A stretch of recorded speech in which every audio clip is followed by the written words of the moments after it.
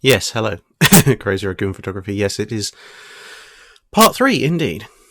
Did part 1 and 2 just earlier today. First one didn't work out quite as well, so I've relocated everything to here, which is inside.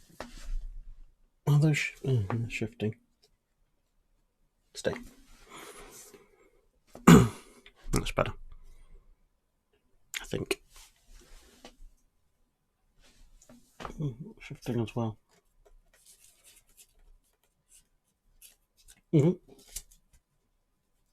Try again. No. There we go.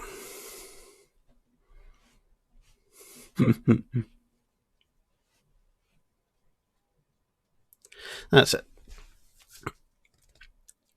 So yes, basically this is going to be just a relatively short, probably 30, 40 minutes or so live stream, mainly as a apology for earlier today, because obviously the live streams earlier today, the technology did not avail us. So yeah, we're here now, and instead we're going to talk with the technology available on my PC, which hopefully will be a lot more reliable. Where was that? Anyway, yes, so hopefully PC a lot more reliable, using my setup that I use to record all the videos, and webcam that's actually hooked straight into the computer, so there shouldn't be any problems there. So we can start on just taking questions. I'm so glad your room is just as messy as mine, although you haven't even begun to talk about mess. Yeah, this is just a shelf of random stuff. There's like dinosaurs and WD-40 and medieval cloaks, and what else have I got there? Glow-in-the-dark pigment powders, a sun hat, a bunch of Star Trek Starships collection stuff, some medieval bowls, my reenactment, Gypsy Danger from Pacific Rim, how to make friends and impress people, and a bar of Fluffle, which is delicious. Jurassic Aviator says, I've said this multiple times in some other videos, but my question is, what age of sail ship would you like to have seen as a museum ship that didn't get the chance to become one? Well, obviously Victory and such like got their chance. I could talk about any age of sail ship.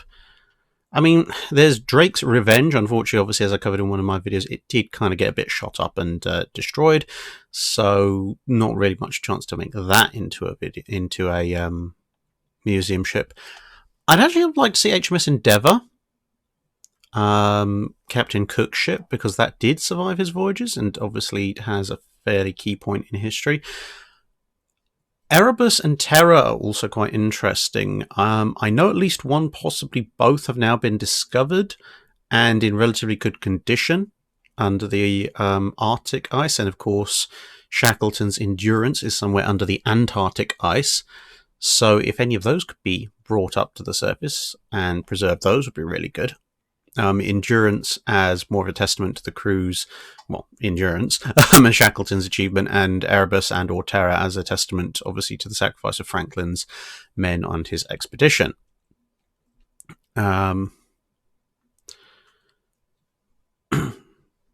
What's this?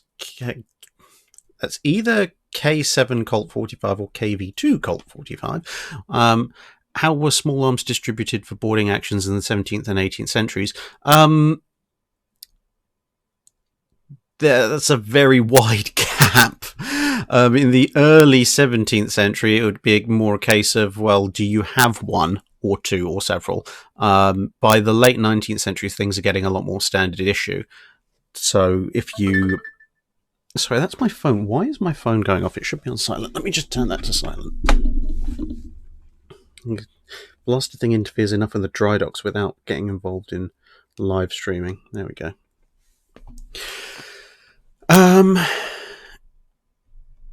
Yeah, so... Yeah, late 18th century. I mean, if you look at, say, HMS Victory, there are stocks of... I wouldn't necessarily say small arms. There's a lot of stocks of muskets and such like. By the time you get into HMS Warrior, which is obviously, yes, mid-19th, there are full-on stocks of pistols and rifles, etc., for people to grab and go. So as time goes on, it becomes more and more organised. Ooh, it's jumping a lot. This tends to happen. Where are we? Andrew Jones, best battle of the Royal Navy. Depends what you're trying to quantify. You want to quantify sheer victory, sheer madness, sheer determination. There's all sorts. Quiberon Bay is good example for madness. Overwhelming victory. Obviously, Trafalgar is obviously an easy one. Glorious 1st of June's not too far behind, to be honest. Stoicism and endurance, the Battle of Crete, and yeah, I think they're all over the place. If you want to look at sheer overwhelming power, although it's not strictly a battle, look at the Royal Navy along with the Marine Nationale efforts in the Baltic, and to a certain extent as well in the Black Sea, in the Crimean Wars, in both of those seas. The sheer amount of power on display there, it prompts the Russians to just go, we're not even going to bother trying to fight you, we're just going to sink our ships to make sure you can't get them. Yes, WD-40 sighted, very useful bit of kit there. As I said before, I truly expect one of these bits of artwork to fall down at some point. I mean, they're kind of listing all the time, which tells me that the strings are gradually pulling their way out of the impromptu fittings. I do need to get some frames for them. Unfortunately, with the lockdown and everything, places like IKEA are shut, and so I'm having to make do with taping them to cardboard. But there you go. Star Trek, can we get a 5-minute guide to the Enterprise car Doge? Maybe as an April 1st thing.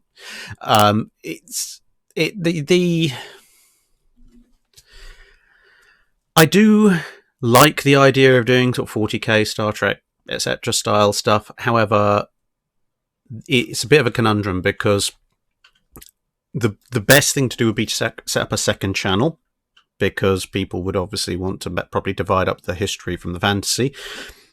But at the same time, the logistics of getting another channel set up and running all of that, it's a pain. And obviously, if I set it all up on one channel, then people might get slightly annoyed.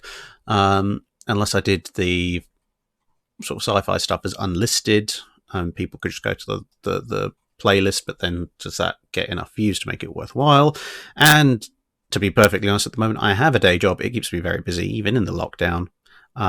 So I'm pretty much maxed out for capacity at the minute. If at some point in the future I end up doing this as my primary job, yeah, maybe I'll consider it. But to be honest, there's so many things that I want to do, and I just don't have the time for it at the moment with regards to the channel. I mean, my list for 5 minutes...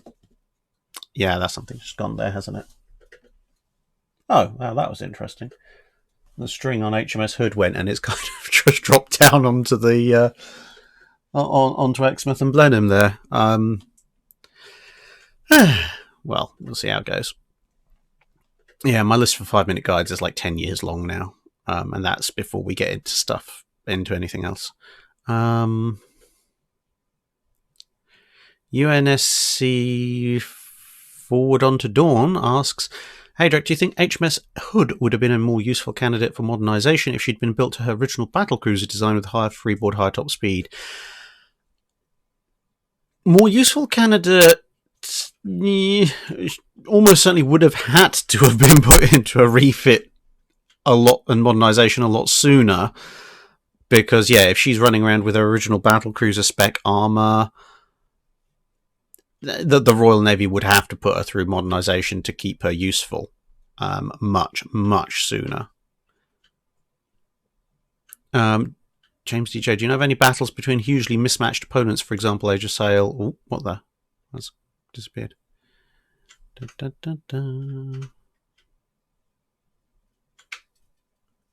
There's a problem with the live chat. It just kind of jumps massively.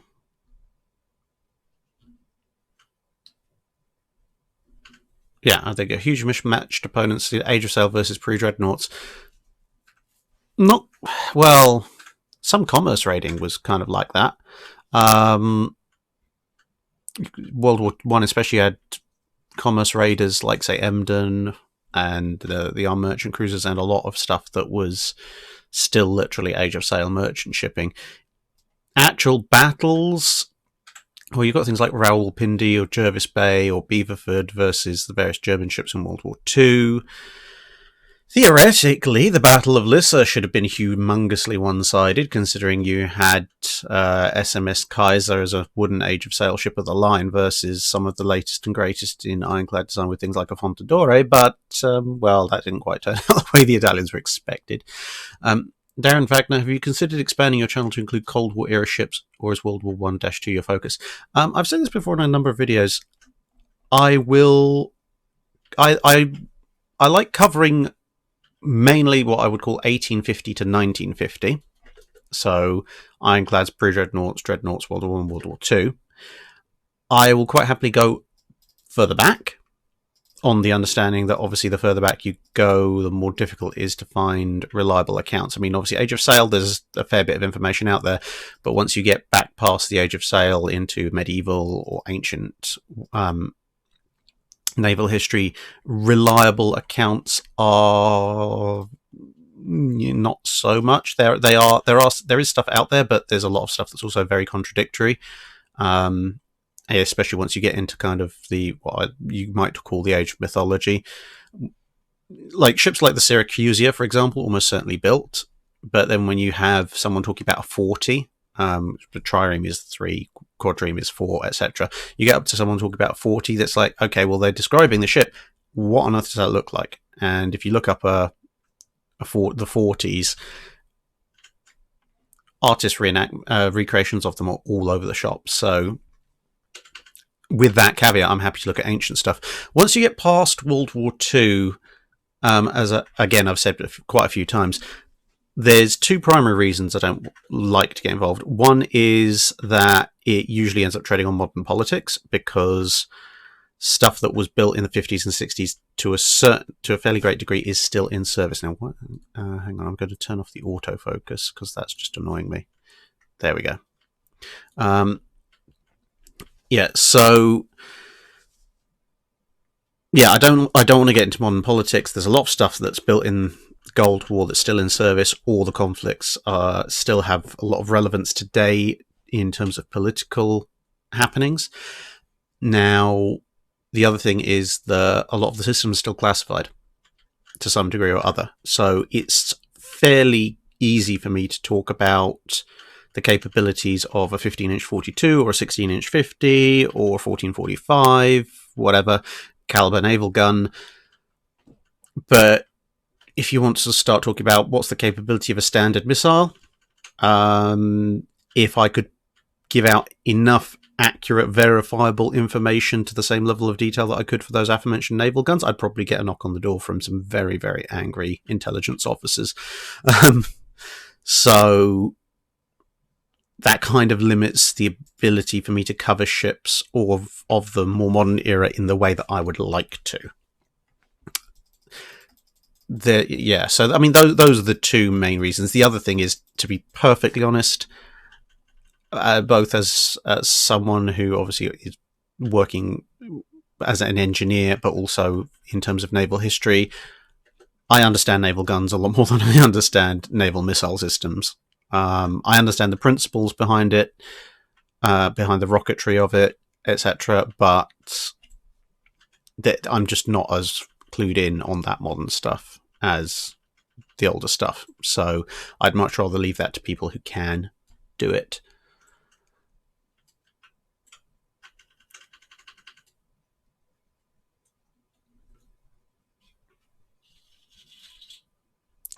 When is the next Mikasa event going to be? Oh yeah, Mikasa Royal Rumble. Probably Friday 1st of May.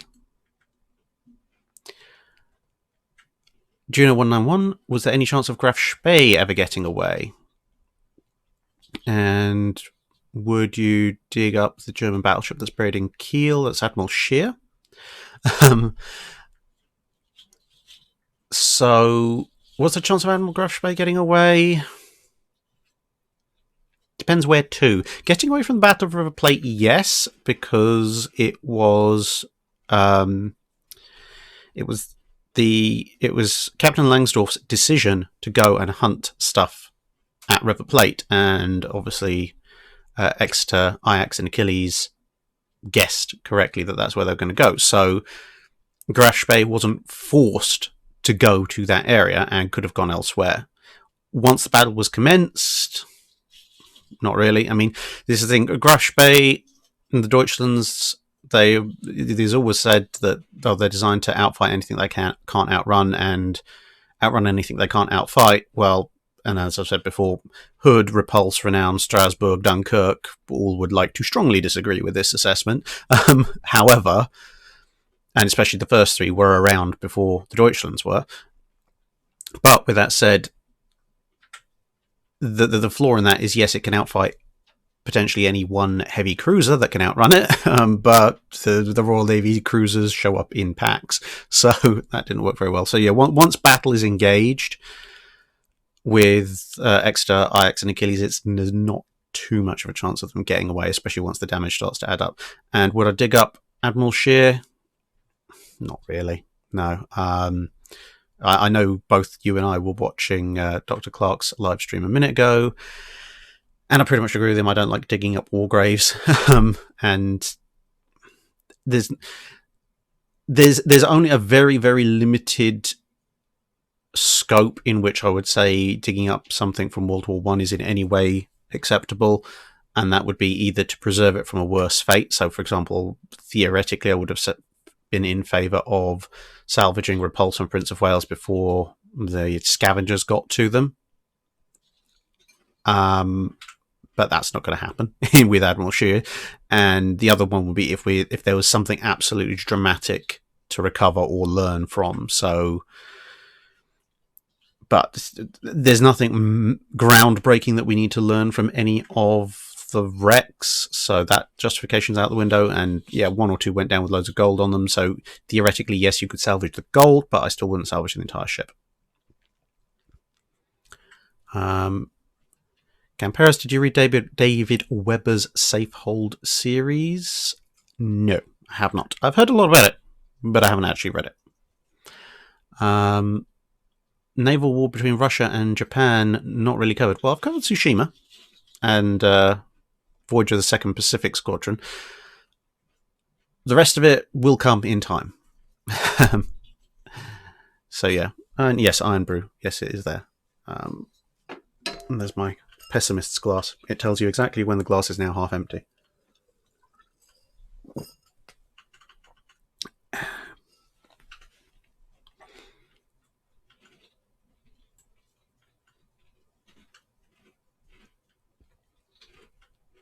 Robert Alpin, did any Navy try wet storage for the magazine to stop them going bang? Not on any of the bigger ships. The main problem with wet storage is magazines for capital ships are very, very large. And if you're going to try wet storage, that's a lot of weight. And you're going to need an awful lot of weight for any of that to have any kind of actual significant effect. Yeah. High volume levels on your microphone are getting a bit distorted or crackling. Well, this is the same microphone that I normally use for recording, and that's not usually a problem. Let me just check it's not taking audio from anywhere else. No, that is my standard microphone. Don't know. Kevin Williams, hi from Burley. Hello. Not too far away. Hello, Uber Charger. When I know what sec is, I will. I'll be able to work out what that is. Sec or Swedish krona, maybe. Who knows? Could you one day do a history of the RFA, Andy Shepard? Hang on, let me turn the volume down. I don't know why it's picking up much louder, because this is my normal recording setup, so I'll turn the volume down a bit. Maybe that'll help. One day do a history of the RFA. Yeah, one day. As I say, my list of 5-minute guides is about a decade long. The list of Wednesday specials is probably pushing 5 or 6 years now. Who knows? Carl Pennypacker, hey Drac, which nation had the best overall propulsion system considering overall horsepower, reliability, ease of use, and amount of space used? Depends entirely on the era. Once you get into the realms of engine propulsion systems, the British have an initial early advantage with Warrior and such like because, well, they're the leaders of the Industrial Revolution, and a lot of the advances in steam engines come out of the UK. Once you start to progress into the realm of double expansion, triple expansion engines, it's a little bit all over the place. Then you've got turbines. Again, Britain being the leader in turbines kind of takes a lead, but also has to suffer with some of the early problems with turbines before they can get gearing into place. Direct drive turbines, not the most efficient propulsion systems on the planet, especially if you're a destroyer. The Americans have the turbo-electric drive, which works for them. It is quite heavy. The horsepower per ton delivered is quite low, so they're quite bulky for what they do, but they do have various advantages compared to turbines. Direct drive or geared turbines, mainly in grounds of much easier to control the power output. And then once you get into World War II, once you get the US high-pressure systems, then that's pretty much definitively the best overall propulsion system in World War I. The American high-pressure turbine systems deliver very efficient power output, and unlike the German ones, they don't break down the minute you so much as look at them funny. DHK, everyone's heard about Liberty and Victory. Oh, wow, where's that gone?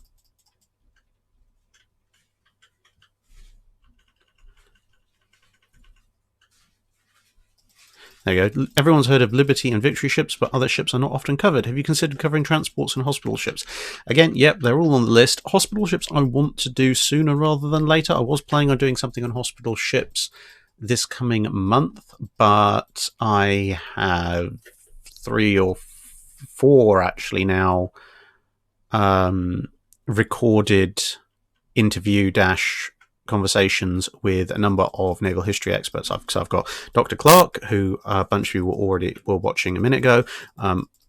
I've got 2 more experts, one talking about U-boats in World War I, another one talking about ancient naval artillery, and I've also got Justin with a follow-up on the video on the Zero.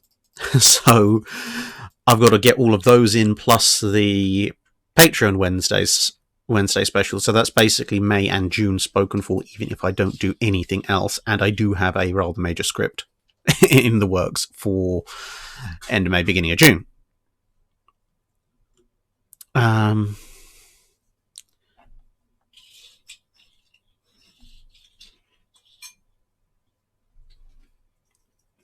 Have I done Battle of the Java Sea? No, not yet. Again, something I need to do for the future.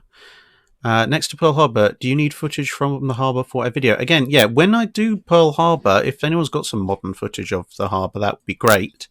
I also need to hunt down some of the more high quality copies of the original footage that was taken at the attack at Pearl Harbor. Although I'm not sure, I'm always in two minds about using that kind of footage, because on the one hand, it is very valuable from a historical perspective. Sorry, one of my harvest mice just fell. Yeah, it's very valuable from a historical perspective. On the other hand, I'm very conscious of the fact that, say, when you see Arizona blow up, you are watching several hundred people's lives end, even if you don't see it directly.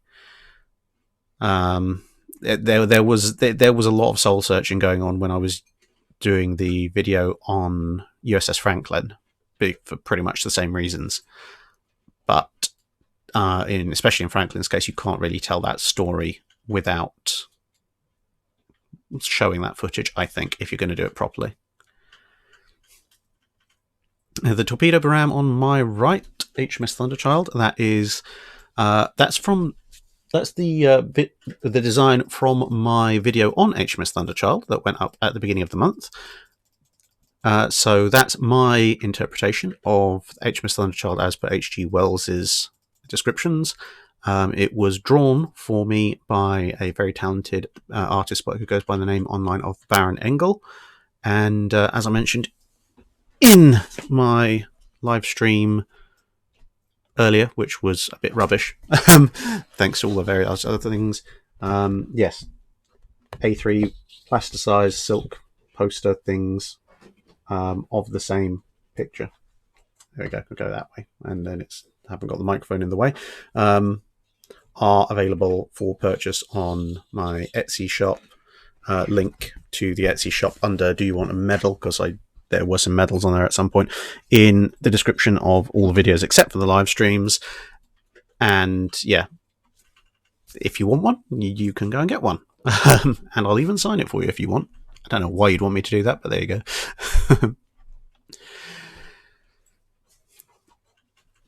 So I've turned the audio down a little bit, so hopefully it's not quite as loud and crackly.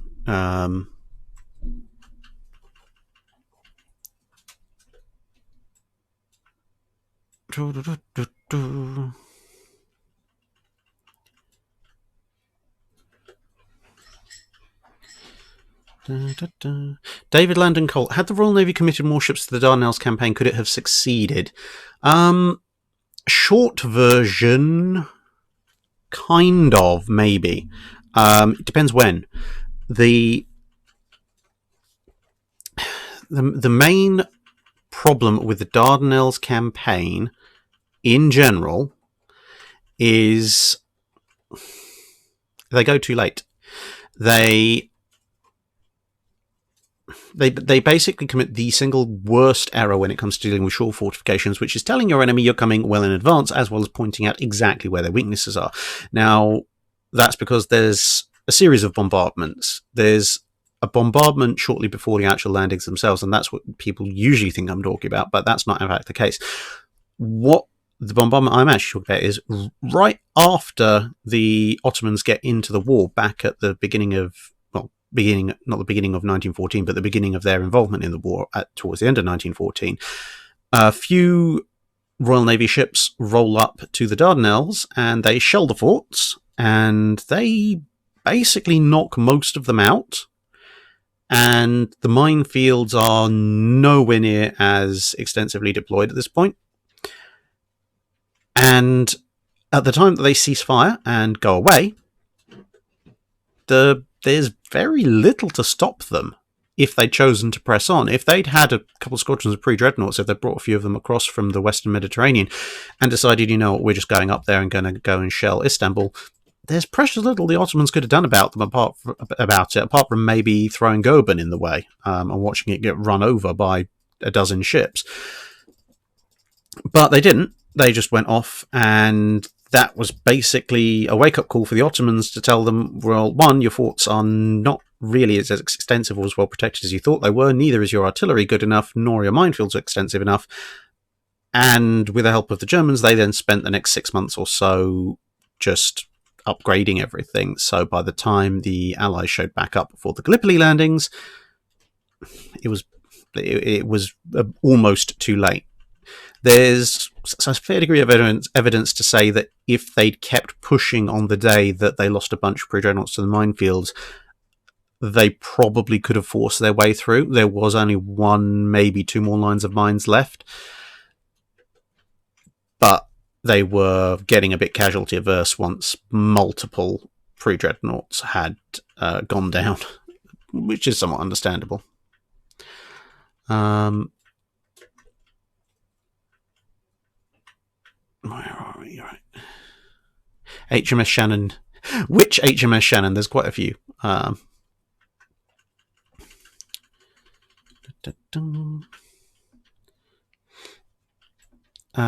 here we go. What have we got? So we've got Darren Wagner. Any plans on Guppy program vids in the future?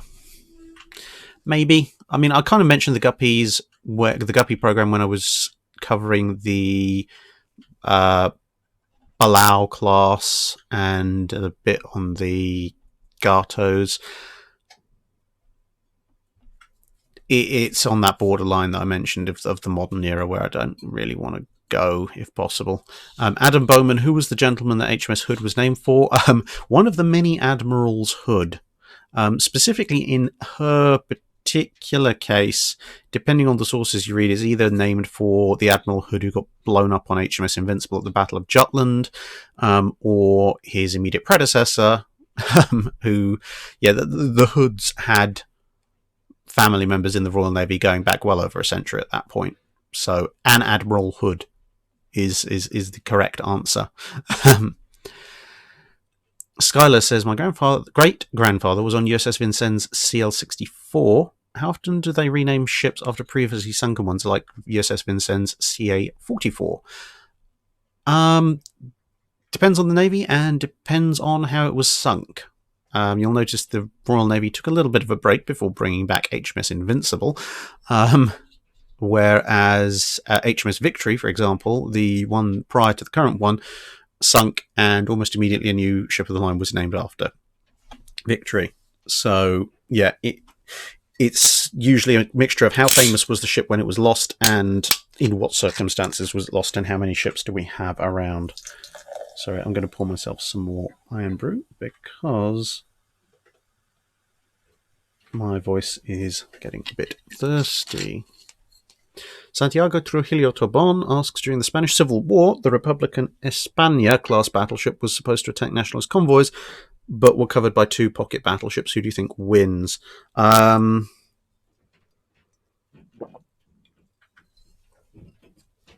If it's obvious to both sides they're going to end up in a shooting match from the start,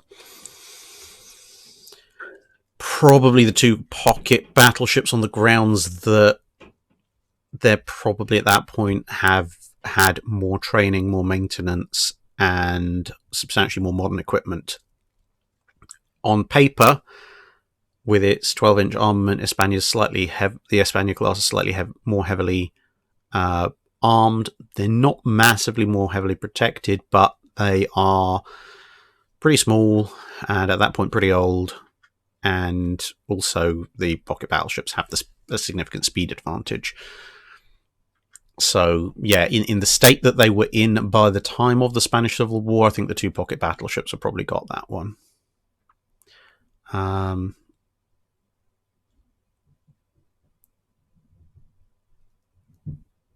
Tuning 3434, what would you consider to be the most successful interwar cruiser design?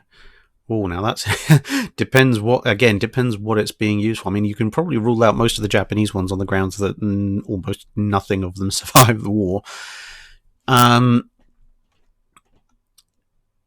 Interwar cruiser designs. I don't think I could pinpoint any particular one, because some interwar cruiser designs did an awful lot of useful work but suffered quite badly casualty-wise. Others were very successful in what they did but didn't do as much, and so on. I mean, you look at, like, say the Atlanta class. Atlanta class does very well as an AA ship, not so well in surface actions. But yeah, it's pretty successful in that AA role. Now, but then you look at the Town class. Town class kind of do a bit of everything. They do get a fair number of themselves sunk, but I think in overall number of engagements, you'll find the Towns are a lot more active than the Atlantas. So, and the same kind of goes for heavy cruisers. You look at like the New Orleans class, and it's a wonderful propensity to lose its bow, versus say the County class, which mainly seems to suffer at the hands of Japanese aircraft. It's all swings and roundabouts, really. I think I'd have to look into that in a lot more detail.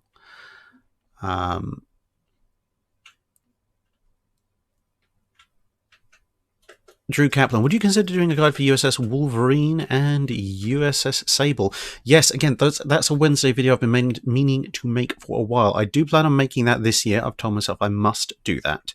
A couple of people sent me a whole bunch of resources for those, which is very good. For those of you who don't know what those are, they're the US Navy's paddle wheel aircraft carriers.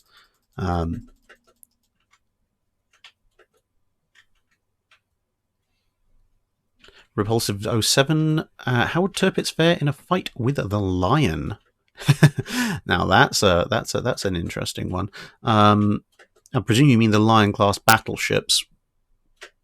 Assuming that the Lions are brought into service, well, they're probably coming into service 42, 43, assuming no war, due to issues with developing the 16-inch guns. I'm gonna go with, if we're looking at probably at that point the 42 concept line, the Tirpitz is probably not going to fare too well. Lion has a fairly solid armor belt and defensive scheme. It's got one more gun. It's got 16-inch guns.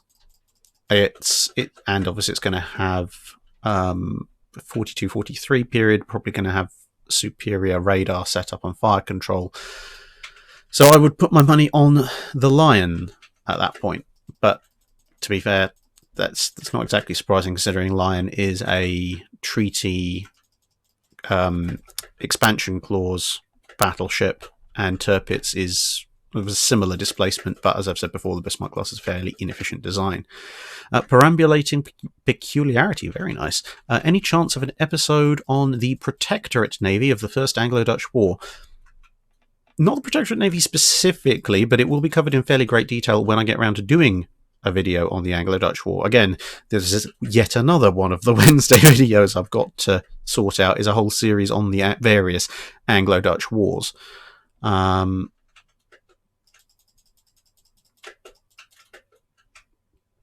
that's very generous of some people. Steve Martin Newson, that is hugely generous of you. Thank you very, very much. You didn't add a question to it though, so yeah. Trains. I don't know what it is about the view activity, but I can see half your question, but not the other. I'll wait for it to cycle up, and maybe I can get to the rest of it. I know it's about the Greeks receiving some dreadnoughts, but I'll see if I can get to that later on.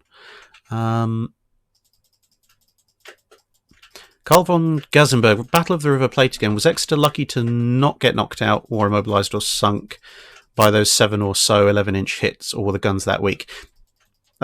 Mixture of both. Exeter got very lucky. It was effectively made combat knocked out. It was made combat ineffective. I mean, when you're at the point that your fire control system consists of an officer standing on top of your last remaining operational main battery turret and yelling through a hatch, up 400, left 3 degrees, you are probably combat immobilized at that point. And I mean, yeah, this steering at that point also consisted of a chain of men yelling instructions down passageways while a bunch of people pulled on the manual backups. So Exeter was very definitely knocked out at that point. But at the same time, Graf Spee's guns were not the world's best examples of 11-inch guns. They were very much kind of warmed over versions of World War One 11-inch guns, which hadn't had tremendous amounts of firepower even in World War One. The Scharnhorst 11-inch guns were an entirely different kettle of fish. Tyler Holtz asked, would an Atlanta-class cruiser be viable in a conflict with a navy that uses fast missile and patrol boats like Iran? Modernized, I'm presuming, but I'm not sure about the Atlanta-class in and of themselves, but if you were to take the Atlanta concept and maybe equip it with sort of the modern 5-inch guns that US Navy ships carry these days, so it's single mount, so I guess you'd have 6 or maybe 8 if you have the wing turrets as well, but I think you'd probably have to take the wing turrets off to fit radar.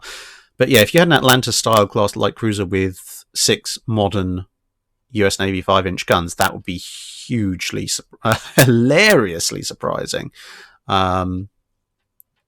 So yeah, I wouldn't like to be a patrol boat facing down that lot. The Trains King, your thing has, your question has shown up. What if the Greeks received 2 North Carolina dreadnoughts instead of the 2 Mississippi class pre-dreadnoughts? Would they have been scuttled, or would they join Georgios Averof and fight Italy? Well,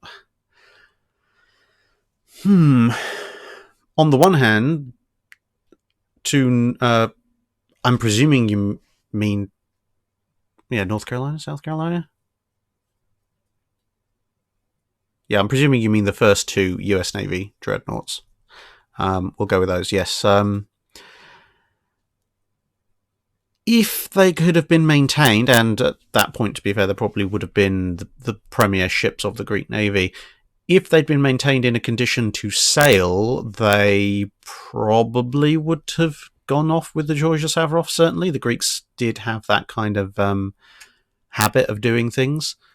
And yeah, if they could get them going, I think they would. I don't actually think they would have been as useful as the Georgios Averof because of how slow they would have been.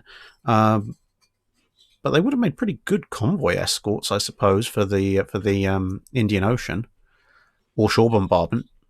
There's that as well.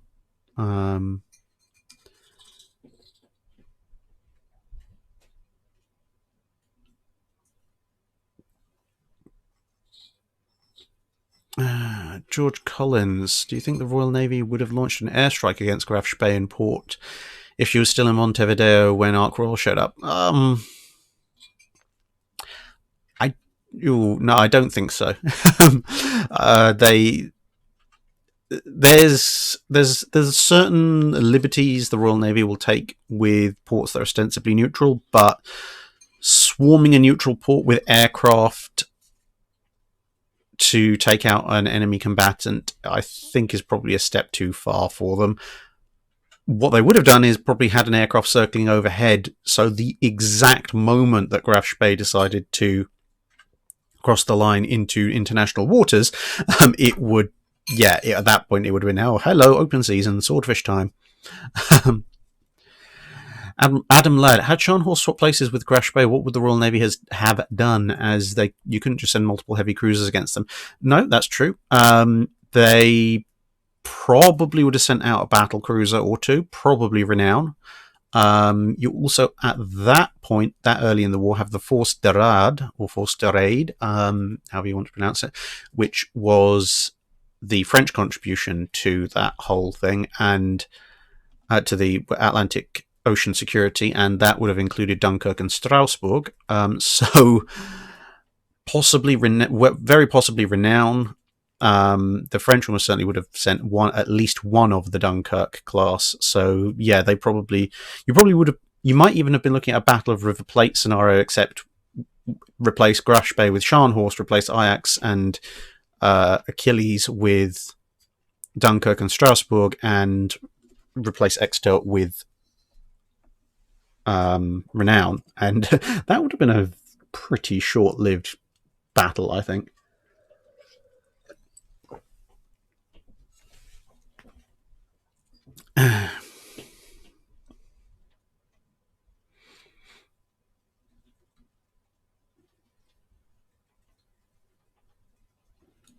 Okay.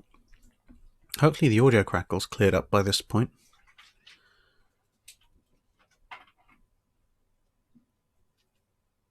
Any more raid videos in the pipeline? I don't know what that means.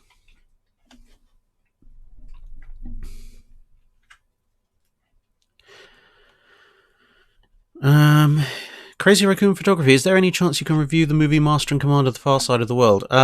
Yeah. It's on the list, very long list of Wednesday specials. Gain is a notch too high.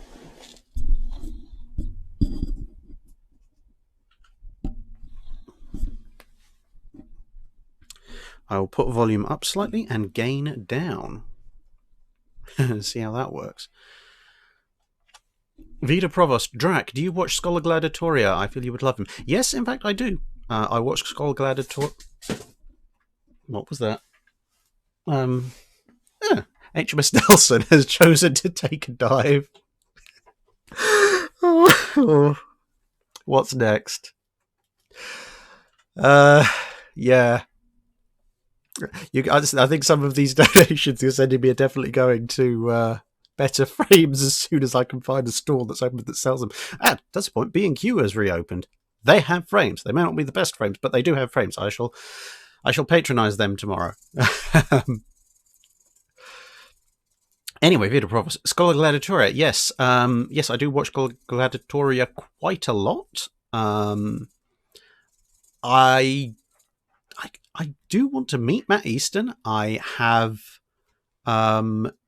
not managed to so far, although I did train in historical European martial arts for the better part of 2 to 3 years under a chap that he knows very well, and obviously knows him, which is Dave Rawlings, who runs Boar's Tooth Historical European Martial Arts Academy. So yeah, I'm like 1 degree of separation away from Matt Easton, but yes, I would like to meet him at some point, and I do watch him quite a bit. Actually, that's the point. Maybe I could talk to him about getting a naval cutlass. Or naval officer's sword, since almost the swords around here at the moment are reenactment or earlier, 14th century reenactment or earlier. Steve Martinussen. Drac, please give me a battle of Hood and Rodney and Warspite versus Amagi, Blucher, and Tirpitz. I'm guessing that's a hypothetical. Drop me an email. I can't really say no to you for that level of generosity. Drop me an email. It's 5minuteguides@gmail.com. Or drop me a line on Discord. If you need the spelling of the email, that's on the About page of the channel. It's all words, so 5minuteguides, all one word, @gmail.com. And just give me a bit more clarification on what you mean by Amagi and Blucher. Whether you mean like Amagi as battlecruiser, Amagi as aircraft carrier, and Blucher, which Blucher, and in what manner. So yeah, drop me a line, and yeah, I'll put that video together. Why not? At some point. Hopefully, I might do it as like a Friday special. Considering we've got double bank holiday coming up, I've got some time. I might do it as a bank holiday special.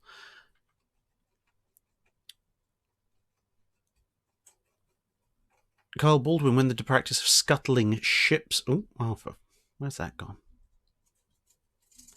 I don't know what happens with these. With the where the heck has that gone?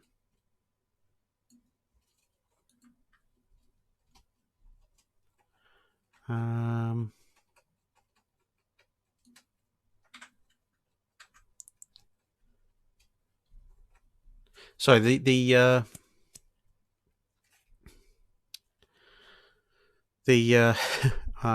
questions just suddenly jump for no apparent reason.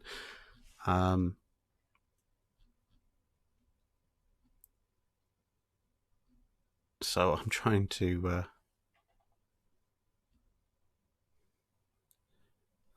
get all the way back up to where I was.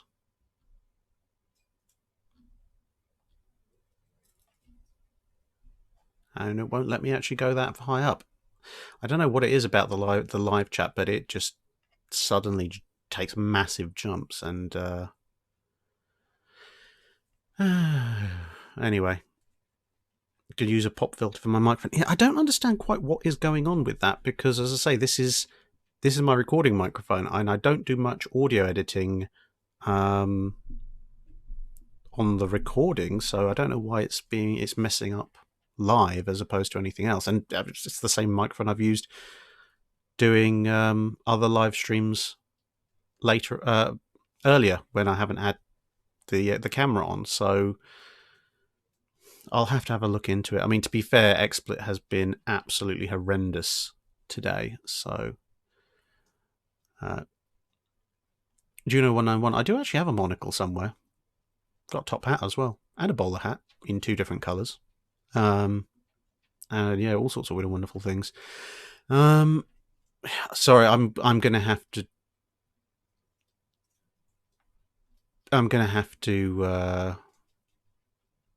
just start off at another point in the questions, because the formal question list has jumped way out of my ability to find.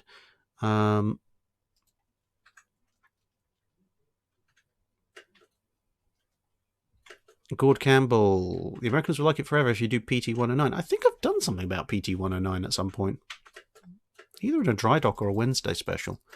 I do definitely recall talking about it for a fair amount of time. Bale in Aurora, Hornblower or Lucky Jack, who would win? Hornblower, because he's got the biggest ship. Yeah, the sheer levels of character shields that those two have, the fact that Hornblower's running around in a Razé frigate, whereas Lucky Jack's running around in a 6th rate, probably gives him the advantage. Kevin McTaggart, what needs to be the strongest? Propeller shaft, turbine, or pistons? Propeller shaft. I mean, you don't want any of those things breaking, but if your propeller breaks, unless you're really unlucky, it's just going to go spinning off into the depths and you're left powerless. If your propeller shaft breaks, you could end up like HMS Prince of Wales and have the thing rip a hole in the side of your ship you're never coming back from. Having your turbines or pistons disintegrate is not necessarily the best of news either, but you may well survive that, as opposed to yeah, you may well survive your turbines or pistons blowing up. You're very, very unlikely to survive your propeller shaft going AWOL. What ship is found in the Monopoly set? That's a good question. The Monopoly battleship. Oh, wow. Yeah, that is very French, isn't it? There's high-res versions of it. Oh, looks a little bit like... I mean, obviously it's incredibly stylized, but it does look a little bit like the Hoche to me. Actually, no, it's not quite that awful. I will have to have a look into it. It does look like a maybe 1880s, 1890s small pre-dreadnought of some description. Reese Thornhill, could Chatham or any of Britain's other older naval bases be reused if the Royal Navy was larger? And if so, what would, say, Chatham look like and be useful? Chatham could be reused. It's on a river estuary, so it's of less use than, say, some of the deep water ports. You could probably use it to base like OPVs, maybe the Type 31s out of. Other older naval bases that could be reused: Plymouth. Plymouth's got a fair bit of space. Obviously, Portsmouth, currently home of the Royal Navy. There were Royal Navy spaces in Liverpool, and Liverpool's still a fairly active merchant area, so Liverpool would probably be a good one. I can't think of any scenario that would mean we'd have to reuse Scapa Flow, but I mean, it's there. Dutch Duke 88. Why did the German High Seas Fleet never try to sink the Channel Fleet to force the British to reinforce it with more modern units, or use submarines to do the same thing? This is in World War I. So 2 primary reasons there. One is you are looking at, shall we say, a bit of a hazardous journey, because the channel forces, okay, the big forces are the pre-dreadnoughts, but you've got the Harwich force of cruisers, light cruisers and destroyers nearby. So yeah, torpedo attacks, I think. The channel, the entrance facing the High Seas Fleet is very heavily mined, and there are more torpedo craft in the channel. So putting the High Seas Fleet through there is kind of a catch-22 of, do we send them more broadly and then a bunch of them run into mines? Do we send them down the known clear channels, at which point people fill them with torpedoes? And the distances in notification times involved for getting there mean that you almost certainly find your retreat blocked by the Harwich force and the Grand Fleet, and you don't have anywhere else to go other than gradually run out of fuel in the English Channel, or try and do a reverse armada and go around the Irish coast, round Scotland and back round, at which point, well, the Grand Fleet's faster than you are and they know where all the minefields are and you don't. So yeah, there was a lot of skirmishing by lighter units, but yeah, putting the High Seas Fleet into the English Channel in World War One is basically putting it exactly where the Royal Navy would rather like it to be.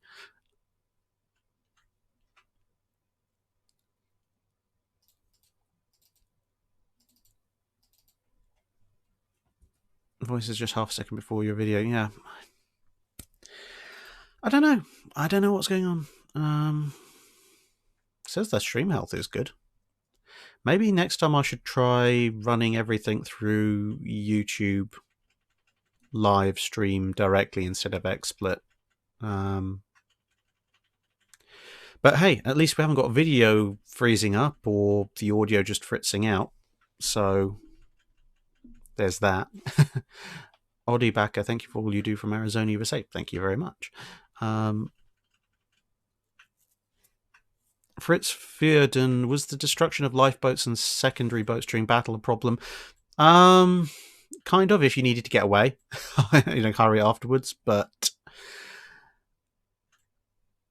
probably the least of your concerns, to be perfectly honest. Also depends on when during a battle. During the Age of Sail, they tended to tow them behind them to avoid them getting shot up, but then sinking was also a lot less common back then.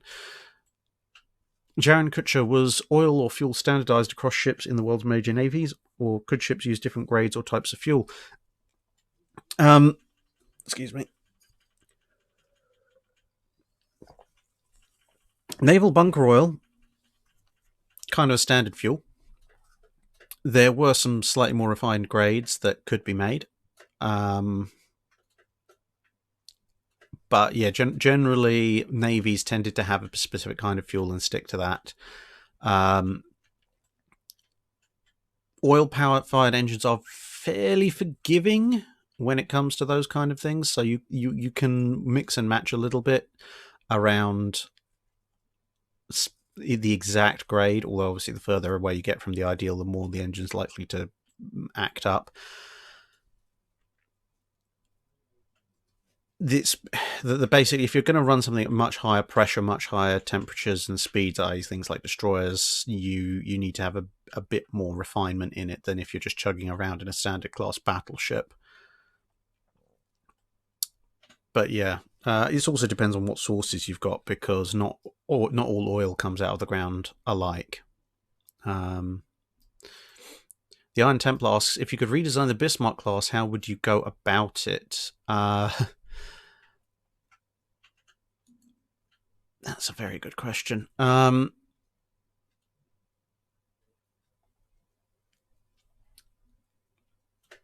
you go about redesigning the Bismarck class? Well, as I said, they're very inefficient ships for what they are. So I'd keep the armament. If I'm sticking just with German technology. I think I've said before, if I had my absolute choice of Axis technology for redesigning the Bismarck, I'd probably go with the Littorio's 1515s, because the Germans can probably manufacture the charges and shells to the necessary quality. But if I'm sticking with purely German design stuff, I'd eliminate the turtle back, go more conventional all or nothing, eliminate the upper strake, and using those weight savings as well as the savings of getting rid of some of the armor at either ends, probably increase the belt armor thickness, whilst also probably still saving weight. The thing is, the Germans like a nice wide ship, so the displacement's probably going to be artificially higher than most. And Bismarck's also got speed, so this combination of wanting sort of 30 knots plus the heavy armor plus the heavy armament, it's always going to end up with a big ship. But if I was doing it as opposed to fulfilling a Kriegsmarine design requirement, I would make it narrower to save weight. I would make sure that I have a dual purpose battery rather than the numerous different types of secondary battery, which would reduce, again, weight and crew, which is further reduction in weight. I think overall I could easily shave 5,000 tons off of that thing, maybe more. I'd have to knock it up a rough design in Spring Sharp at some point to point out all the various features, but there are definitely ways and means of getting a much better ship out of the Bismarck design than what they historically did. As I say, Bismarck's not an awful ship; it's just inefficient. It's a ship that out displaces the treaty era capital ships by, depending on the ship, between 5,000 and 7,000 tons on average, and it can fight them, sure, but South Dakota or King George V class stands a reasonable chance against it, and when you've overbuilt it by that much, that's probably not the best advertisement for the efficiency of your design. Mason Stewart, he forgot to add his comment to the super chat. Could Bismarck and Tirpitz take an entire R-class squadron thanks to much superior range and speed? Depends on the time period, because the unupgraded R-class were given superchargers to increase their range. If you're talking about a squadron of 4, probably not. They've got the speed to dictate the engagement, and they're certainly going to have the better part of the damage, but if you've got 4 R-class using their superchargers to get longer range, you're still talking 2v1 per ship, so you've got a ship that's basically got free fire day, and as I've said before, whilst you can in theory engage at long range, the main problem is that beyond a certain range, the statistical chance of hitting just keeps dropping, no matter how good your guns are and how good your fire control system are, because there's so many environmental factors in the way. Albeit that the high velocity German guns probably have slightly less issues with those than maybe a 16-inch 50. And beyond a certain range, it becomes very easy to just steer by the last salvo, at which point you run into some fairly major issues of basically being almost unable to actually hit anything. So that can be... I mean, it's entirely possible that they could. Don't get me wrong. A couple of decent early hits, disabling or taking out their primary target, and all of a sudden it becomes 3 versus 2 or even 2 versus 2, and then Bismarck and Tirpitz could win. But I wouldn't say it's an absolute guaranteed win, because equally you could have something unlucky like a 15-inch shell coming in and smashing up the fire control of one of the German ships, which switches the odds back the other way. James Cuff. My grandfather served as damage control officer, reaching lieutenant commander, or lieutenant commander possibly. After the war, he was posted as a school's liaison officer. What happened to the excess personnel that were not needed after the war? Depends on the Navy, depends on the war, depends on the personnel as well. The more skilled personnel would be retained, generally, as best they could.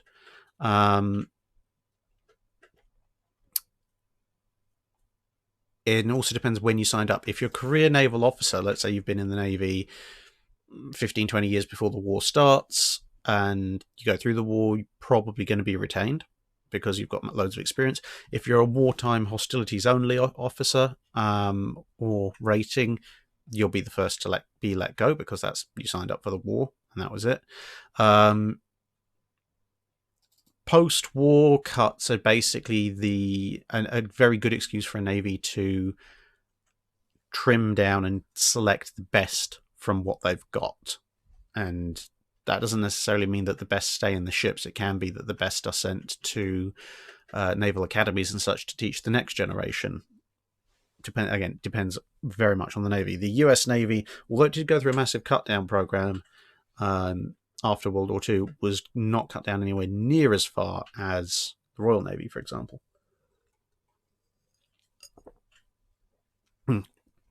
Admiral Tiberius, would you say the late 19th, early 20th century Royal Navy had the best warship names ever? Bellerophon was my favourite.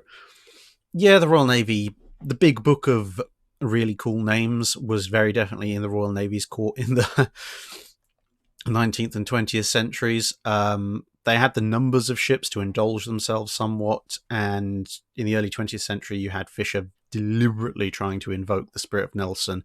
You look at the ships that are at Jutland, the capital ships, an awful lot of those ships have namesakes that were at Trafalgar, and there's a very, very good reason for that, which is Admiral Fisher is basically trying to get the Royal Navy to do Jutland, to do Trafalgar all over again. But yeah, late 19th century, the Royal Navy goes pretty much all in on it, on the whole "we are superior" thing, because you've got things like Devastation, Thunderer, Sansbury, which obviously means without equal. You've got to be fairly confident in your ships to say we are without equal. You've got Magnificent, Royal Sovereign, Renown. There's a Renown in the late 19th century as well. Of course, you have Dreadnought itself. They're actually kind of starting to run out of names a little bit, but some of the more bombastic names, definitely in the late 19th century. Animal 16365. If the Japanese Navy had used the same tonnage as the Royal and US Navies, how would they have used it? Capital ships or escorts? Capital ships. Capital ships and cruisers. If the Japanese had the same tonnage, I mean, if they had exactly the same tonnage allowances, obviously they'd have to use some of it for escorts, but given that the Japanese economy probably couldn't support it all, they would have wanted to go all in on the capital ships. They really like their capital ships. Mark Bass, hypothetical scenario from the film Final Countdown, i.e. 1980 USS Nimitz versus the Japanese invasion force from Pearl Harbor. Well, it's only going to end one way, isn't it? The main problem is going to be whether or not the aircraft from the Nimitz have enough missiles, although to be fair, when you talk about taking out the Zeros, Vals and Kates, the guns, or even flying past them at high speed is probably going to do it in. It's not exactly rocket science to work out. It would be a bit of a one-sided slaughter.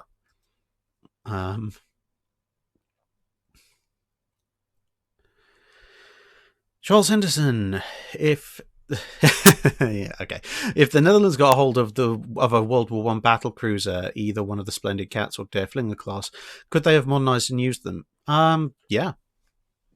I'd like to see the budget for it, but yes, they certainly could have. Probably wouldn't have built some of the ships they did build in order to maintain it, but Splendid Cats or Der Flinger. They might have done a bit better off. Might have done a bit better off with the Der Flinger class, actually. Maybe if they get SMS Hindenburg. Slightly less used, for one thing. Yeah, I think SMS Hindenburg, which is late model Der Flinger, which, like a lot of German capital ships and cruisers, differs in a number of ways from the original ship of the class. That would have been quite a nice bit of war loot for them to get hold of somehow. And yeah, modernized, pretty well protected. See, my reservation about you getting hold of something like Princess Royal or Tiger, apart from the fact they're going to be slightly more used, is that Der Flinger's better protected than they are, and with the 13.5-inch guns, the Dutch Navy might be tempted to try and refit them for some kind of battle role against other capital ships, at which point against the Japanese Navy, that's probably not going to do too well. I mean, a modernized Princess Royal or Tide would be a pretty good matchup for a single Congo, but the Japanese have 4, whereas Der Flinger having 12-inch guns and significantly better protection is going to put it much more in the role of a cruiser killer and probably be used in that manner, which will probably go down a lot better, more successfully. Kevin McTaggart, how did ships know if they got bad coal, and how did they dump it, and did they get their money back? They tended to know if they got bad coal when they noticed vast amounts of horrible black smoke pouring out of their funnels, even more than usual, and a commensurate drop-off in power because bad coal tended to burn at a lower temperature. How did they dump it? It depended. If it was a small part of their coal reserves, you might just quietly shove it all over the side. If it's a significant part of the coal, you just have to live with it. Did they get their money back? Depends on the Navy, depends where they got it from. If it's part of your regular supplier and they give you a dodgy batch, you're almost certainly be able to get a refund on it. If it's all you've got, or or there's nothing else to hand, coal is coal at that point. If it's going to depend very much on whether or not your supplier was supposed to give you coal of substantially better quality. And this was one of the problems actually that the High Seas Fleet had. If you'll excuse me, I'm running out of voice again. This is one of the problems the High Seas Fleet had with things in World War One, with the British blockade. Amongst other things, it cut off their supply of good coal, which meant that some of their pre-war speeds were not really achievable when it came to actual wartime conditions, because the bad coal would A, not give them as much power, and B, would clog up boilers and such like.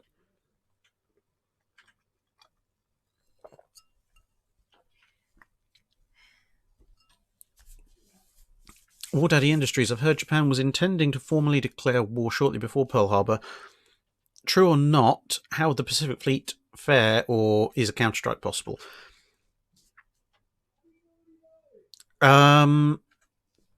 Japan formally declaring war. They had instructions to deliver messages, but as far as I can recall off the top of my head, I think those messages were, we're breaking off negotiations to resolve this crisis. They weren't, strictly speaking, declaring war, although various interpretations of exactly what they were going to say depend on the author and the source. But if they had, how would the Pacific Fleet fare? Is a counterstrike possible? Counterstrike's not really possible. The Kido Butai A is several hundred miles away, and B is a heck of a lot faster than the battle line that's present at Pearl Harbor. Carriers, remember, aren't there. How would the Pacific Fleet fare?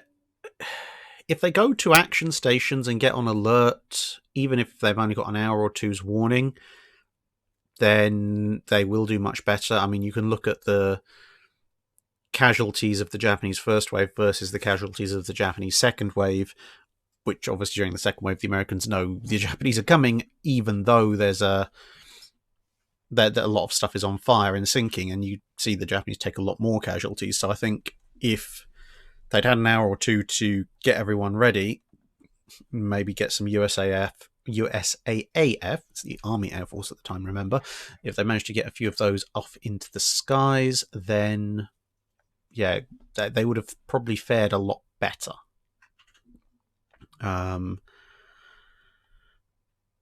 Mind you, at that point, the Japanese still do have a fair number of zeros in escort, so they probably still would have done a fair bit of damage to the Pacific Fleet, but maybe not quite as bad. Mason Stewart, which country had the best coastal battleships? Good question. Again, it depends on the era. For the later period, like World War I into World War II, the Sverige class are pretty hard to beat, the Swedish ones. There's a lot more coastal battleships in the 1880s, 1890s. I mean, for all their issues with swinging radically side to side, the Indiana class, which of course off covered yesterday, are pretty solid for what they are. They're very powerful ships. You could even say possibly too powerful, packed into various things, but there you go. Yeah, so it depends greatly on the era. Victory for Cake, Richelieu versus Nagato in their 1940 configuration. It is 1940 configuration, Richelieu is not complete, so Nagato.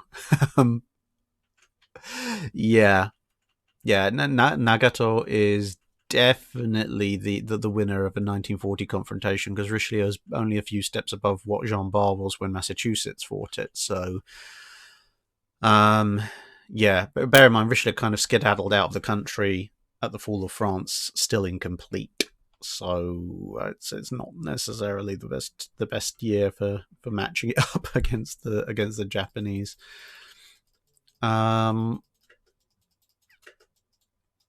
Christian Castros, do you have any plans for a video on the US Navy's airship program of the 20s and 30s? Akron and Macon, apparently, is how it's pronounced. Yes, I do. One of the photo albums that I've acquired for the purposes of my making naval history photos public actually includes a number of shots of both Akron and Macon and their fighter complements. So I'm pretty sure those are unique. So those pictures will be featuring. And so, yeah, that's definitely something that is going to be part of the future. Because they might be air, but they are definitely ships. They're certainly big enough. And yet another Wednesday special for the list.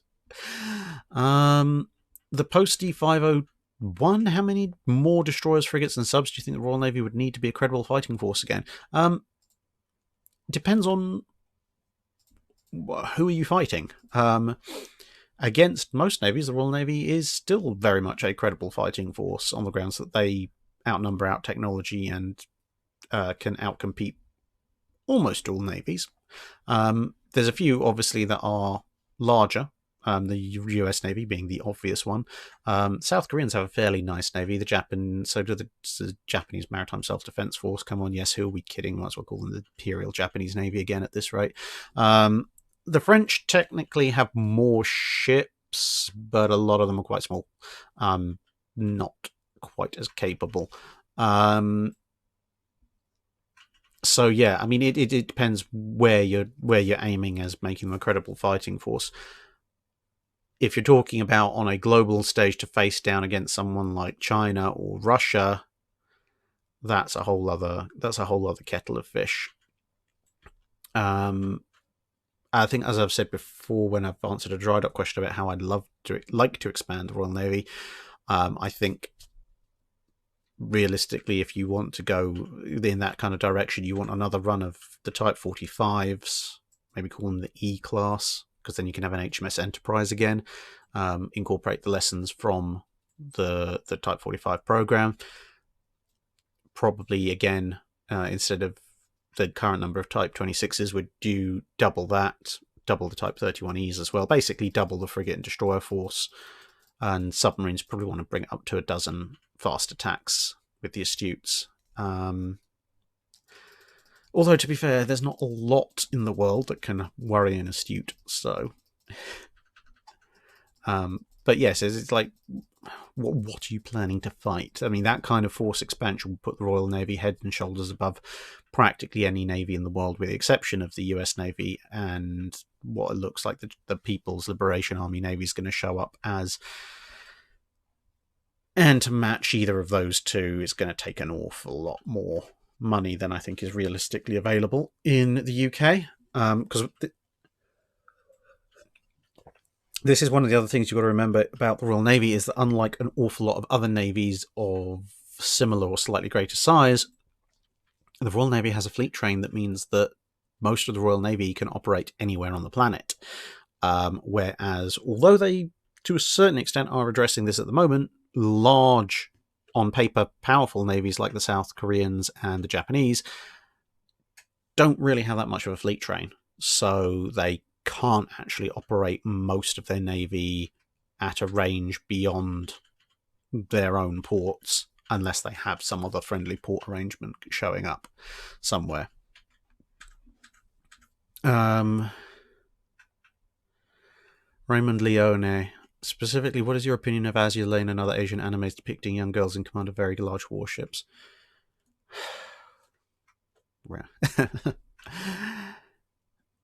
It's anime. I suppose we should be grateful they're wearing as much as they are. It is a cartoon. It's like either they do what they want. Yeah, I don't want to get involved in that. Please. So, I mean, but yeah, play it if you want. I'm not going to judge you, but let's just leave it there. Code Monkey asks, are the rumours true that BT changed the order of battle charts of Jutland after Jellicoe became governor of New Zealand? I don't know for certain. I would have to check. I actually do have somewhere over there a copy of the official Royal Navy charts for the Battle of Jutland that were issued in 1919, early 1920s, I think. So I'd have to compare them with the more modern ones to see what's going on with that. But I wouldn't like to say one way or the other without checking in more detail. I know BT changed an awful lot, tried to change an awful lot about Jutland, so it wouldn't surprise me.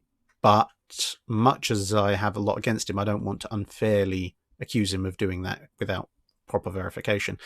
And all 1636.5, what are you drinking? I'm drinking the old best formula of Iron Brew, 1901. As I said before on a previous stream, it's the original formula. They, by calling it a special edition, they managed to get around the anti-sugar laws that were passed that prevent them from doing the version that formula they were doing earlier this century.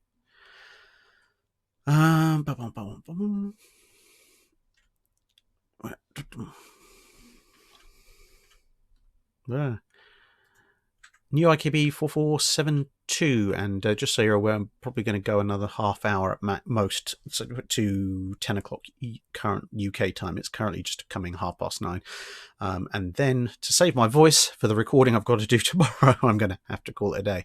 Otherwise, the Wednesday video is going to consist of a very scratchy, occasionally lost voice of mine.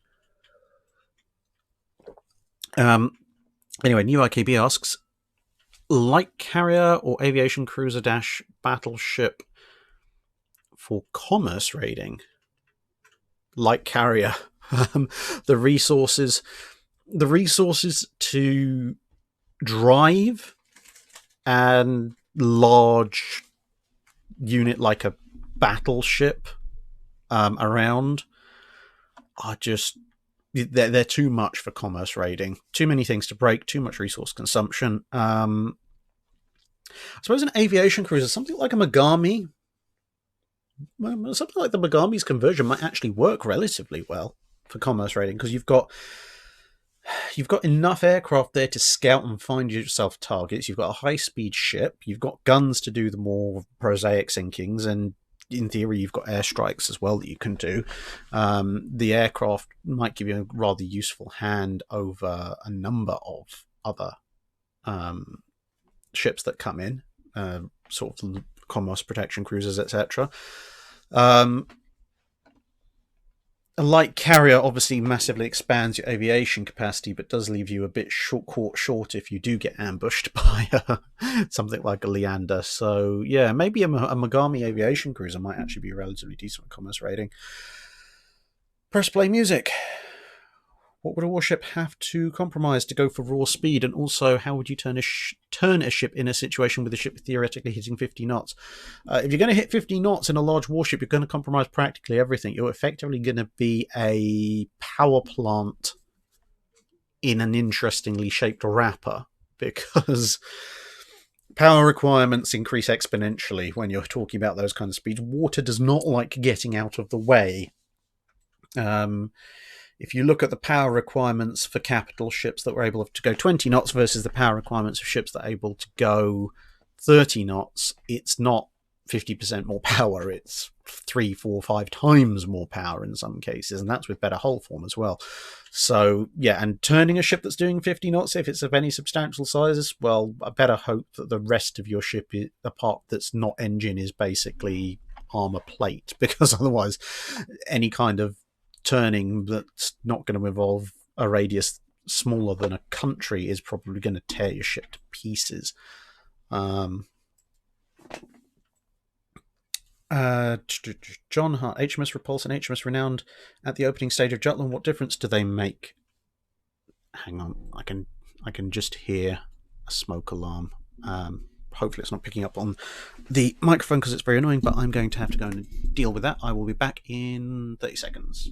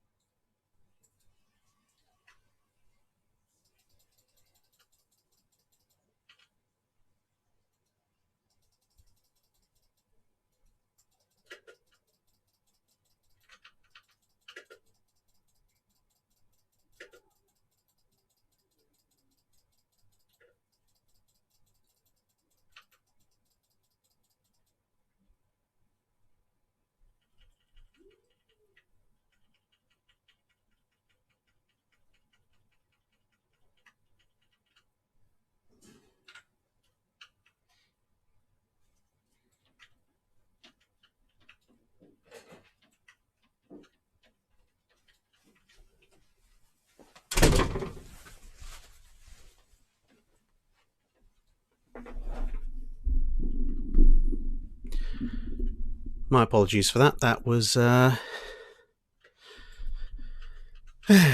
this is why you don't leave the oven open after you've turned it off.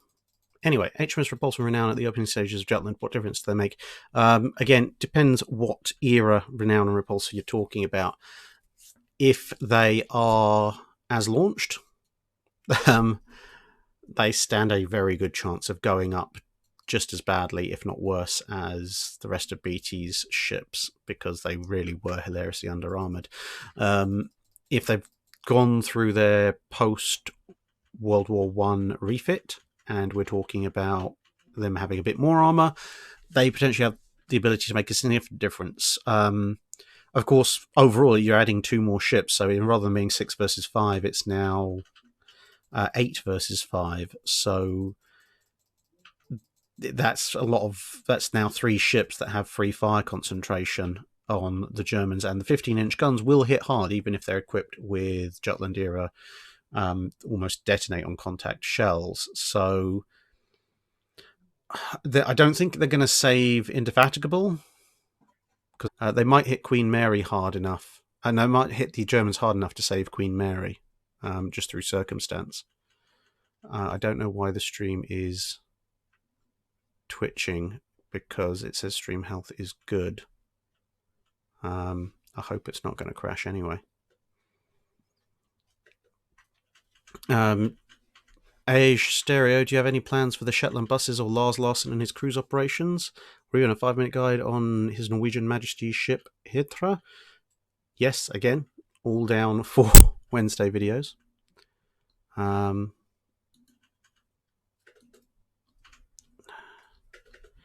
Why is that doing that? Okay, I'll scroll down, see if I can find it.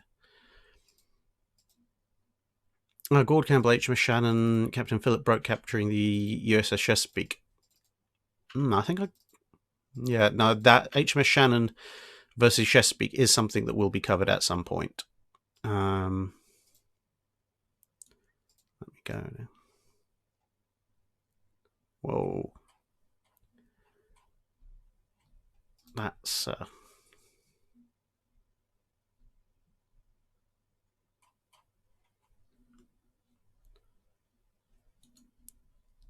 don't know what's happened with that. Right. Spartani 548. Sorry, the question section just took a massive jump again. Why didn't more navies go for all-front battery ships? In the 20s and 30s, you get the Brits and the French. Why didn't other navies go for it? The US Navy considered it quite a bit, and the Royal Navy did consider it again for some 1930s era designs.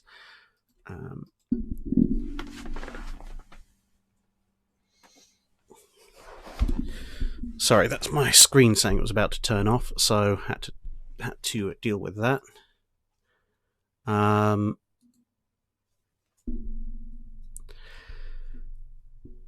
So yeah, the all-front battery ships.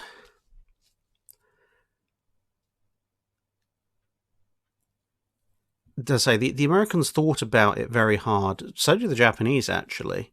But for various reasons, they had other design priorities that eventually necessitated them going with more conventional approaches. The North Carolinas came within a hair of being all front battery at one point. So yeah, it's basically just design priorities.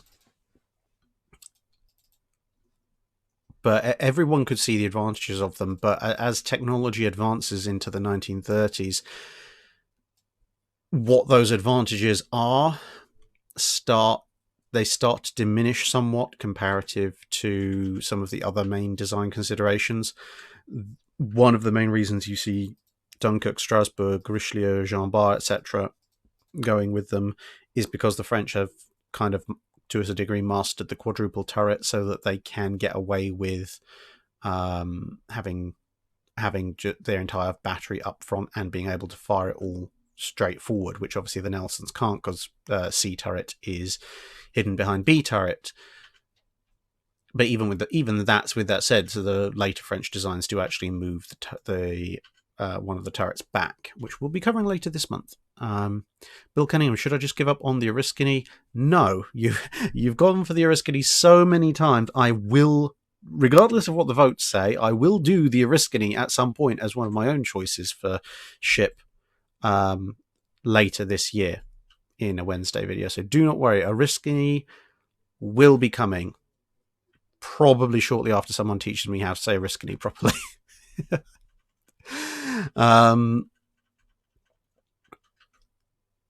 Lost Muffin Man, who would win, an HMS Victory sized Yamato or a Yamato sized HMS Victory? Everything stays in proportion, just shrinking or enlarging them.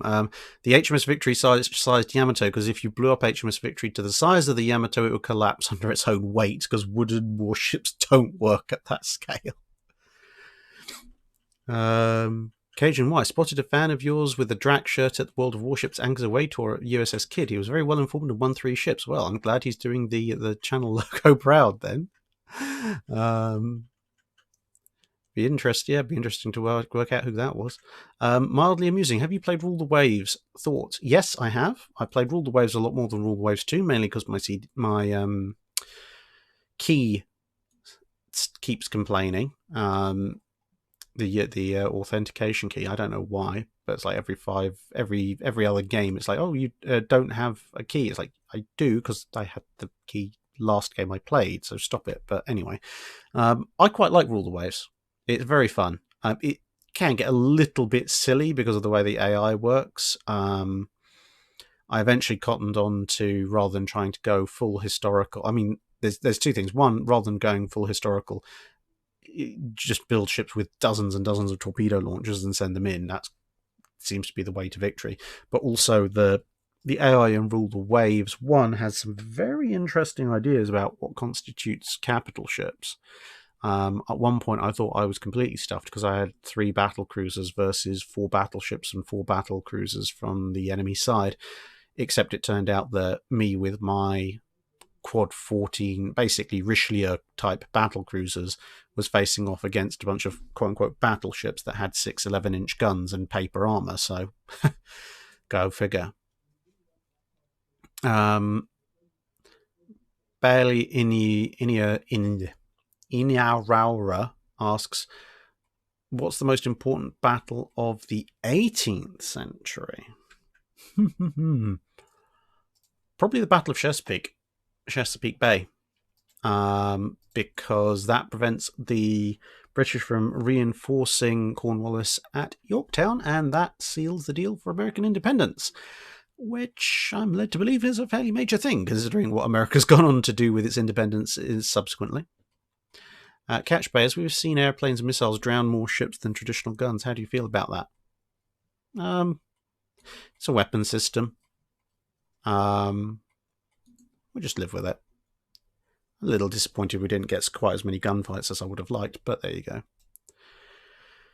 Where JC asks, I have some one-off World War II historical documents you're more than welcome to have. I wanted to catch up with you on one of your trips to the States as I live in PA. I'm more than happy to send them to you. Yep, I'm more than happy to receive them. Thank you very much. Again, please get in contact with me via email or via Discord. Discord invite in every video description. And yeah, 5minuteguides@gmail.com. Email in the About section on the channel page. Raymond Leone, what is something that makes you very, very angry? Politics. Politics, old and new, make me very, very angry. Because it seems to turn otherwise sane and rational people into ideologues of the very worst kind. Yeah, so yeah, that just don't get me started.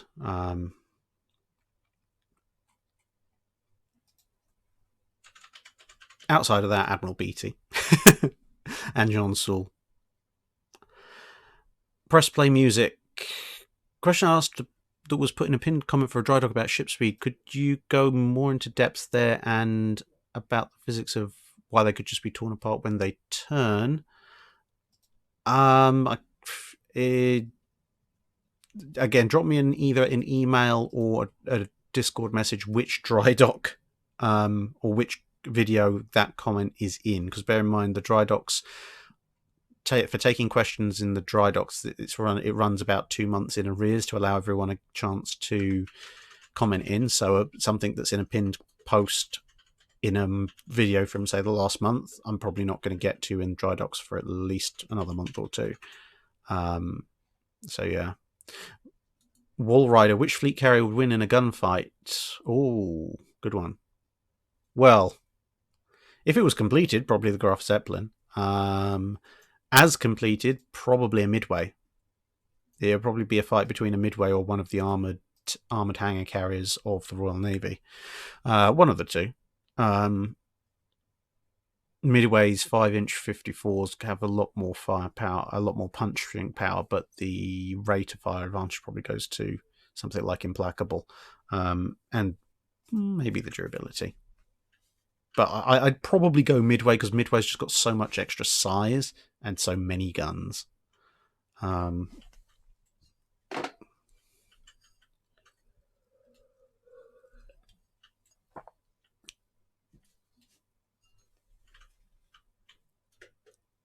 Is that Mrs. Drac clicking away in the background? Yes, she has a mechanical keyboard, and despite the fact that this thing ostensibly has a setting that should direct all of its vocal pickup in a kind of a cone that goes like this,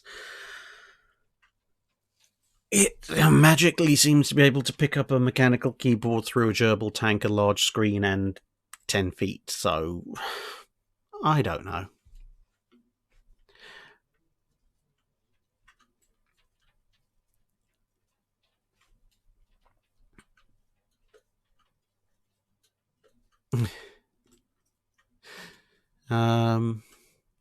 Lexington's 8-inch guns.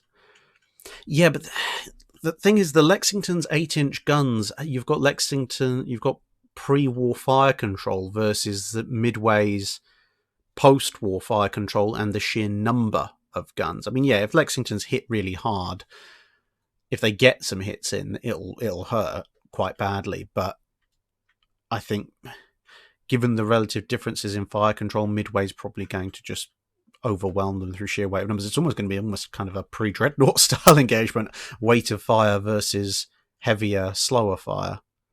Yeah, Issei Hyuga could win a carrier gunfight with their 14-inch guns, but they did say fleet carriers, not abominable hybrids.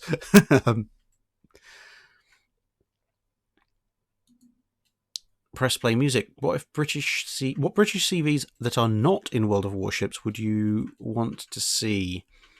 For myself, it's Illustrious and Unicorn. Yeah, Illustrious and Unicorn would be good to see. See, they've got what? They've got Hermes and Furious, so Courageous and Glorious kind of covered. Eagle would be an interesting one at low tier. Eagle as a low tier premium would be fun. Compared to Hermes, more air group, but a lot slower. Well, actually, not that much slower, to be honest. But yeah, Eagle also looks quite nice. Outside of that, yeah, well, Illustrious. Well, once you've got the Illustrious class, Arc Royal's already in there as a premium, so that you've pretty much covered all of them. Indomitable and Implacable are in there already.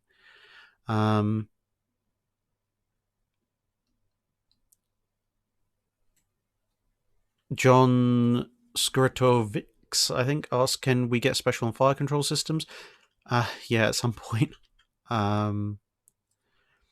Yeah, at some point. That I am working on a script for fire control systems.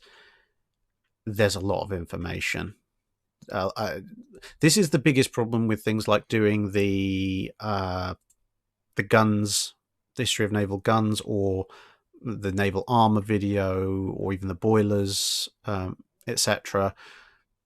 There's so much information on those things that trying to cut it down to a level that I can fit it in a reasonable time period is quite hard. And people will say, "Oh, you forgot this." It's like, no, I probably didn't. It's just I cut it a bit for time. Occasionally, one or two things I might miss, but generally speaking, I have two sets of scripts. I have the script that I use for the video itself, and I have the script that I based that script on. And the script that I based that script on is usually about 6 times as long.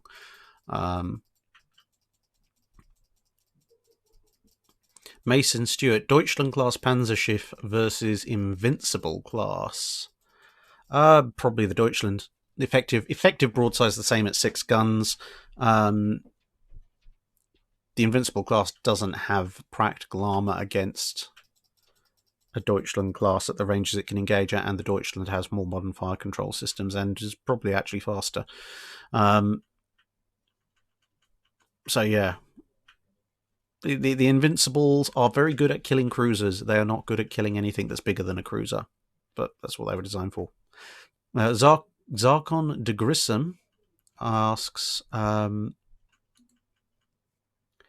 did ships of the line only use rigging and random stuff laid between to crawl across, or did anyone try the Roman spike on a drawbridge thing, the Corvus?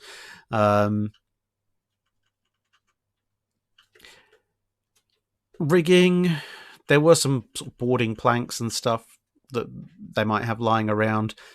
But generally speaking, when the ships slammed alongside each other, it wasn't too difficult to jump between them. Something like the Corvus really isn't practical on a ship that's primarily designed with gunpowder in mind, because to be perfectly honest, by the time you get into that kind of short-range gunfight, chances are anything like that on deck has probably got at least one hole in it, if not more.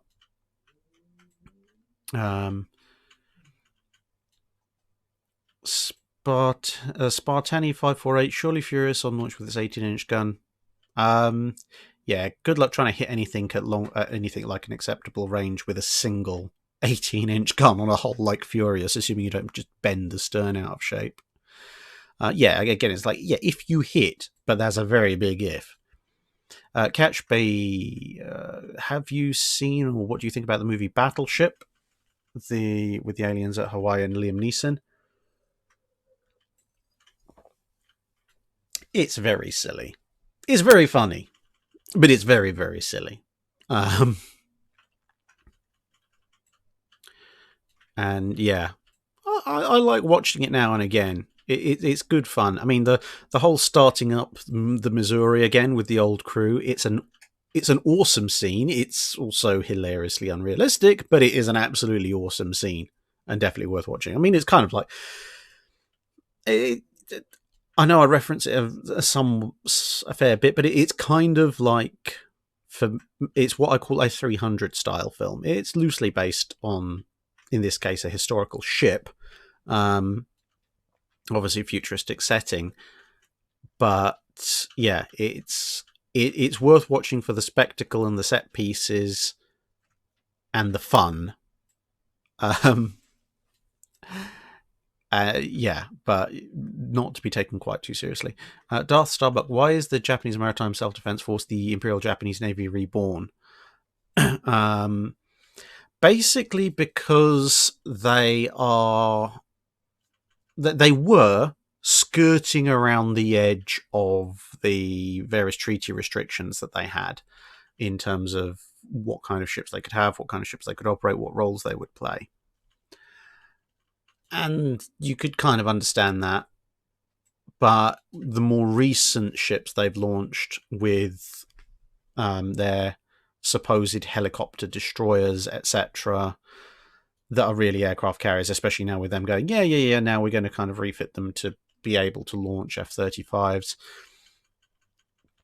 And again, as I mentioned, with their fleet train, the expansions they're having on that, they are moving from, we are kind of technically respecting the restrictions that make us a maritime self-defense force and not a full ocean-going navy, which was their previous modus operandi, over to, we're basically ignoring those restrictions now for all intents and purposes. They're one step away from a full-on fleet carrier and everything. So at that point, you might as well... they're no longer a pure maritime self-defense force. They now have a certain degree of overseas reach and offensive operational capability, and that's only going to increase, at which point you might as well just ditch the fig leaf for calling yourself a maritime self-defense force and just say, right, well, it's the Imperial Japanese Navy now. Because, they've still got the Emperor, so it would be the Imperial Japanese Navy. Castlevanius on Nestus. What was the British Navy doing in the Pacific during World War II? Depends on the time. Again, 1941, early 42, mostly getting sunk. Or running away. Then later on in 1942, playing cat and mouse with the Japanese Navy in the Indian Ocean. Then, again, not a tremendous amount. And then coming back in force with the British Pacific Fleet to support various American operations coming back up the coast. Dave Collier says, please say hi to Mrs. Drack. Mrs. Drack, hello. She waves. Spartani 548. Furious with designed weaponry versus USS Lexington battlecruiser. The Lexington battlecruiser by a country mile. Furious with its designed weaponry has two 18-inch guns. Lexington has considerably more than that in 16-inch guns, and they're both kind of glass cannons, but Lexington is far more likely to score a hit, and Furious is not in any way, shape, or form capable of withstanding that. Mason Stewart. Okay, one more. Did you hear there are multiple Bismarck movies in the works, according to IMDb? Do you think there's hope they'll be good? Depends who's doing them. Bismarck movie has the potential to be very good if they tell the story from all sides and they get a decent historical consultant or consultants on board. It also has the potential to be absolutely awful. They could go along the whole, super German terror ship was only scuttled, never sunk. German Deutschland über alles, which would just be cringeworthy. They could also do a complete and sort of monomaniacal focus on the British, which also would be selling things short. There was supposed to be a Jutland movie with Sir Ben Kingsley in the works. I don't know what happened to that, but sad face. Depending on the director and the historical consultant, there's certainly a good potential for it to be very good. It's a very good story to be told, but I won't hold my breath until I know more details about which one's actually more likely to go ahead, which version.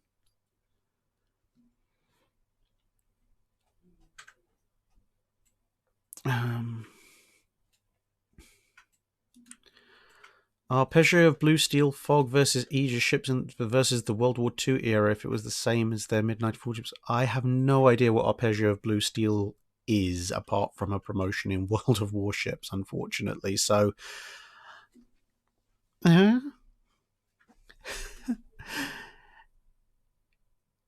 Live Island Media, and we're coming up to, we've got about 4 or 5 minutes left before I need to duck out for voice reasons, so got the last few questions. Live Island Media.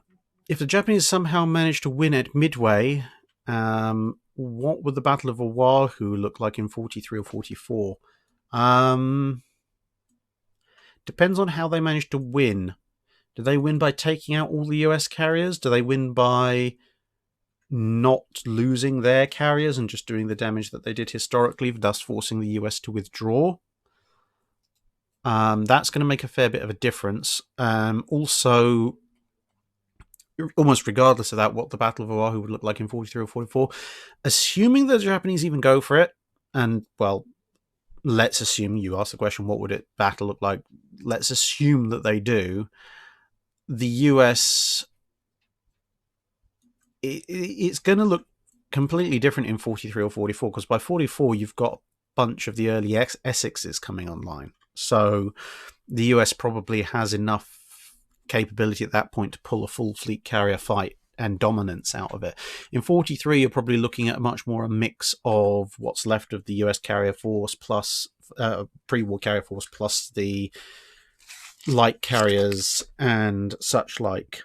And of course, if it's going to be a battle of Oahu itself, you're probably also looking at US Army Air Force aircraft getting involved in a big way. To be honest, they're probably better off getting involved as fighters, as fighter cover, rather than as strike, because I think the US Navy probably knows it's the role of maritime strike at that point slightly better. Level bombing with B-17s is just not going to work. But yeah, it's going to depend massively, I would say, on how they win and what time period. It could be anything from, well, Saratoga and maybe Wasp plus some light carriers versus a fairly strong Kido Butai. It could be 3 or 4 Essexes, half a dozen Independences, Saratoga, Enterprise, Wasp, and the US Army Air Force versus 3 quarter strength Kido Butai, which would be a complete slaughter in the other direction.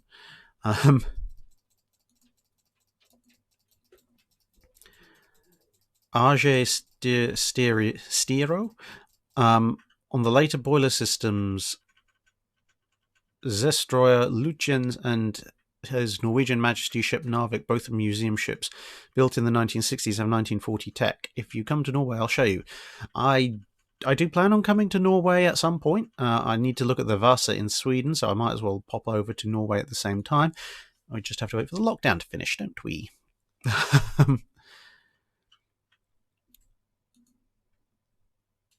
Liberator 235, is there a Kirishima versus South Dakota video in the works, or Battle off Savo Island? Kirishima versus South Dakota is coming at some point. Again, I have this at any one time for the Wednesday specials. I usually have about 5 or 6 scripts on the go, and it's just a case of which sources I can find first and which ones I can finish. So that dictates which ones I can finish first. But